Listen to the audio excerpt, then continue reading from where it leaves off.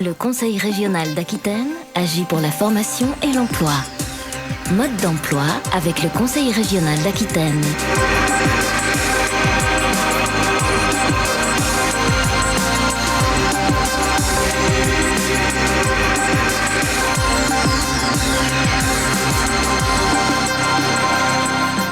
Dans ce nouveau numéro de Mode d'emploi, nous prenons la direction du salon du Bourget puisque la région Aquitaine a une présence massive cette année. Plus de 1500 mètres carrés de stand, le plus gros stand régional. Bref, ici, les entreprises de la région sont venues montrer leur savoir-faire. Et au milieu de tous ces avions internationaux, je vous propose de découvrir quelles sont les entreprises qui se bougent en Aquitaine et les nouveaux projets en termes de recherche et de formation. Dans cette émission, je vous proposerai donc de prendre la direction tout d'abord de l'Aérocampus. On découvrira toutes les formations, notamment nouvelles en termes d'aéronautique donc et de maintenance, avec l'ouverture du lycée franco-allemand ou bien encore l'apparition de la marque Aérocampus en Auvergne. Ensuite, nous découvrirons comment les entreprises se structurent en Aquitaine, notamment avec des PME très innovantes qui proposent d'alléger les sièges d'avion ou bien encore des drones haute technologie. C'est parti. Alors nous sommes maintenant au milieu des entreprises de l'Aerospace Valley. On rappelle, 2 régions qui se sont réunies pour mettre en valeur leurs entreprises aéronautiques. 110 entreprises présentes cette année, de plus en plus en fait. Plus, oui. En gros, on a 20 entreprises de plus qu'il y a 2 ans. Donc c'est un vrai succès. D'abord parce qu'on accompagne des entreprises plutôt petites qui, sans cela, ne pourraient pas venir au Bourget. Or, le Bourget est un moment exceptionnel pour rencontrer ses fournisseurs, ses clients, les grands donneurs d'ordre. Donc on permet à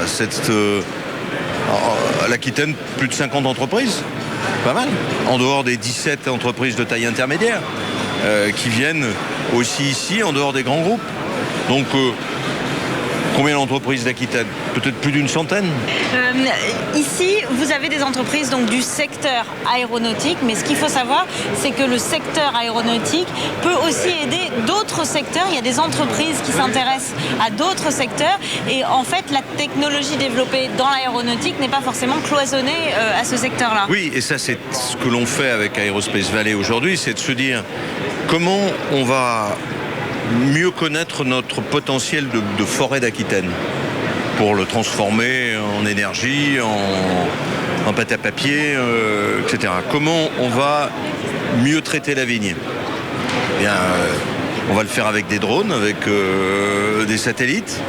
Voilà, c'est les usages de l'aéronautique développés dans le domaine médical, dans le domaine de l'énergie, dans le domaine de l'agriculture, même dans le domaine de la surveillance des brebis, dans les Pyrénées. Donc on va jusque-là. Des drones pour surveiller les brebis? Non, pas du tout. On met des puces au collier des brebis et comme ça, on sait où elles sont. Si elles sont perdues, on peut vérifier que finalement, elles sont moins maltraitées par l'ours qu'on ne l'imagine. Aujourd'hui, vous annoncez un plan d'aide aux PME. On voit cette forte présence de la région. Est-ce que cela signifie que l'aéronautique va bien en région ou il y a encore besoin d'un petit coup de main quand même? Il faut qu'au contraire, on fonce pour développer les entreprises, les aider à investir, occuper de nouveaux créneaux. Je pense au domaine de la formation. C'est essentiel. Vous imaginez on a un potentiel de développement de l'aéronautique et en même temps on a des personnes qui peuvent être en difficulté. Donc formons-les pour intégrer l'aéronautique de telle sorte que on puisse leur donner un avenir. Est-ce qu'il y a des nouveautés pour ce Bourget 2013? Alors plusieurs nouveautés. Tout à l'heure je présentais aux journalistes le siège du futur de l'avion. Une entreprise de 3 jeunes garçons que l'on m'a fait rencontrer. C'était un moment assez incroyable. Je les ai rencontrés devant l'école normale supérieure à Paris sur le trottoir. Le nouveau moteur de Pris Induction qui est sur Biarritz, nouveau moteur aéronautique, de petits avions à réaction, petits avions d'affaires. Voilà les contrats avec Safran, les investissements que fait le groupe Safran, soit pour les trains d'atterrissage où on va diviser le cycle de production par 4 soit dans les nouveaux moteurs. Là aussi, on a vraiment la chance d'avoir des entreprises que l'on est en train de transformer venant du secteur de la défense vers le secteur du civil. Alors, à une certaine époque, on avait dit qu'il y avait eu des loupés sur la participation, par exemple, de petits sous-traitants aquitains sur des gros programmes Airbus. Est-ce que ça, c'est terminé? Est-ce que maintenant, on est en mesure... C'est pour ça qu'il faut... Notre stratégie, c'est de rapprocher les sous-traitants pour en faire des entreprises plus fortes. Parce que vous savez, quand vous avez 15 à 20 personnes, c'est plutôt compliqué. C'est pour ça que j'ai créé une plateforme, c'est-à-dire il y a un ingénieur de haut niveau qui accompagne les PME d'Aquitaine sur les marchés d'Airbus.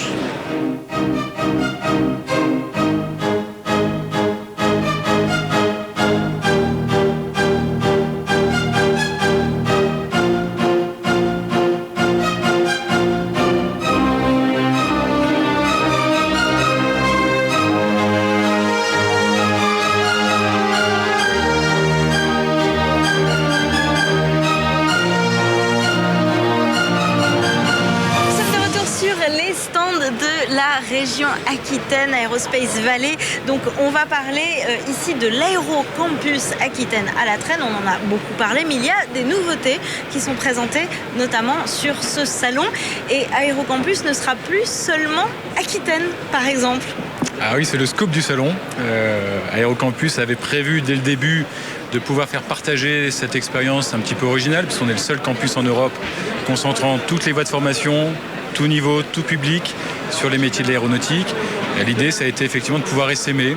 Et demain, nous signons sur le Bourget la création d'Aérocampus Auvergne. Nous accompagnons nos amis de Clermont-Ferrand, qui est la 4e région aéronautique française. On le sait peu, mais l'Auvergne a un tissu industriel assez dense sur ces métiers de l'aéronautique. Et l'idée, c'est de pouvoir effectivement proposer ce que propose Aérocampus Aquitaine sous forme de concession de marque et d'accompagnement de création du concept auprès de nos amis de l'Auvergne. C'est un peu comme une franchise de centre de formation en quelque sorte. Ça va essaimer comme les McDonald's au bout d'un moment, c'est ça ? Alors, je ne pense pas que nous essaimerons autant que les McDonald's, mais effectivement, je pense qu'à partir du moment où un concept est bon et surtout qu'il y a de l'emploi au bout, 100% de réussite au bac sur Aérocampus, pour ce qui est de nos bacs, 100% de placement dans les entreprises. À une époque où on parle autant de chômage et de problèmes industriels et d'appétence pour les jeunes sur les activités industrielles, nous, on n'a pas de problème de recrutement. Aérocampus a ce qu'on appelle un taux de pression de 6 personnes ou 7 personnes aujourd'hui pour une place sur le bac pro. Nous lançons un BTS aussi à la rentrée aéronautique scolaire. Nous avons 900 demandes pour 15 places. Alors, vous parliez du lycée franco-allemand. On va essayer d'en dire un tout petit peu plus. Et ça ouvre concrètement à la rentrée, là, très vite. Mais l'originalité, c'est que ce ne sont pas des filières générales qui vont faire de l'international pour une fois. Voilà, pour une fois. Alors, il est vrai qu'on a cette étrangeté en France de ne pas avoir de lycée professionnel franco-allemand. Je crois qu'on a souvent privilégié, et il y a peut-être un peu trop la filière générale. Il existe des échanges dans le cadre des bacs professionnels, mais peu de choses structurées. Et ce qu'Aérocampus a proposé avec la région Aquitaine, avec le rectorat, c'est de créer ce premier lycée franco-allemand qui a du sens sur l'aéronautique, parce qu'on connaît Airbus. Airbus est une entreprise d'abord franco-allemande, et je crois que l'ambition de ce lycée, c'est d'amener nos jeunes très tôt à s'internationaliser dans des métiers qui s'internationalisent dans des entreprises très internationales. Donc ils vont être en clair, par exemple, quand ils seront en Allemagne, en stage dans une entreprise allemande qui fait de la maintenance aéronautique. Voilà, on peut la citer, c'est Lufthansa Technics, qui est un spécialiste de la maintenance aéronautique, qui est une filiale de Lufthansa, la compagnie aérienne. En France et à Mérignac, on a Sabena Technics, on a la chance d'avoir cette belle entreprise aussi. Et je crois que l'une et l'autre des entreprises sont prêtes à accueillir et des lycéens allemands et des lycéens français pour le bien du secteur, pour le bien aussi de ses élèves. Il faut savoir que vous êtes au Bourget aujourd'hui, 3/4 des discussions se font en anglais, en allemand quand on est chez Airbus également. Il faut adopter cette culture internationale, cette employabilité, même si le terme peut des fois choquer, mais il est important pour nos jeunes d'avoir cette culture très vite, très tôt. Et je crois que ceux qui sont motivés pour venir sur le lycée sont d'abord tous volontaires, tous candidats. Et je crois que ceux qui ne seront pas retenus seront assez déçus de ne pas l'être. Merci en tout cas, bon salon du Bourget et je vous propose tout de suite d'aller voir comment ça se passe du côté des drones, une autre thématique dont on parle beaucoup en ce moment en Aquitaine. Les drones, ces fameux engins volants sans pilote, sont résolument en plein boom au Bourget. Qu'ils ressemblent à des avions militaires furtifs ou à des jouets télécommandés, leur présence n'a cessé d'augmenter depuis leur apparition il y a à peine quelques éditions du salon. Et la région Aquitaine n'est pas en reste avec une signature majeure qui rapproche les entreprises spécialisées de celles d'Alma au Canada. Nous, en Aquitaine, on a beaucoup poussé la filière des micro-drones civils. Voilà. Ce qu'on a fait depuis la création du cluster à Ethos, c'est, je vous le disais, aider les marchés à se développer. Et donc, on a soutenu nombre de nos PME pour aller vers des nouveaux marchés comme l'agriculture, comme la surveillance des feux de forêt, avec des micro-drones. Et aujourd'hui, on est plutôt bien placé, aussi bien d'un point de vue technologique que d'un point de vue application marché. On est connu petit à petit de la part de ces nouveaux utilisateurs. Et au niveau canadien, ils ont développé un travail avec des drones d'un peu plus grande taille. Également pour des surveillances de feux de forêt, mais avec des opérations complètement différentes. Et c'est très intéressant de faire converger, travailler les équipes ensemble. Et ce qu'on peut constater également, c'est que même les pompiers des Landes, qui aujourd'hui opèrent des drones aquitains, sont en train d'échanger avec leurs homologues canadiens. Et ce qui permettra de proposer peut-être pas des nouveaux standards, mais des nouveaux systèmes qui rendront service à la profession. Les deux régions s'engagent donc en présence des ministres à travailler ensemble, un travail déjà entamé, mais il était très symbolique de sceller cette entente au Salon du Bourget. Le Bourget est important pour la filière parce que c'est une filière aéronautique et c'est extrêmement symbolique pour la filière de pouvoir signer des accords, des contrats au Bourget. Alors dire que c'est symbolique d'une nouvelle ère, je ne sais pas, c'est ce que l'on souhaite.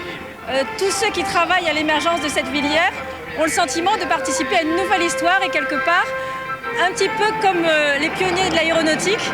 Aujourd'hui, on a les pionniers des drones et c'est pour ça que le Bourget est un moment très très important pour tous les acteurs de la filière. Avec un terrain d'essai de drones qui couvre près de la moitié de la surface de la France, le Canada va représenter pour nos pionniers aquitains un terrain de jeu légèrement plus vaste que notre camp de Souges local.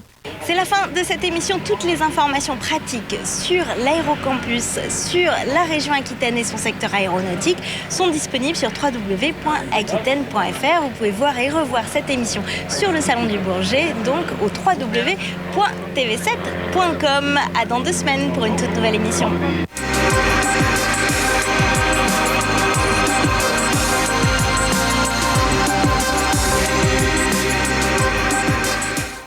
Le Conseil régional d'Aquitaine agit pour la formation et l'emploi. Mode d'emploi avec le Conseil régional d'Aquitaine.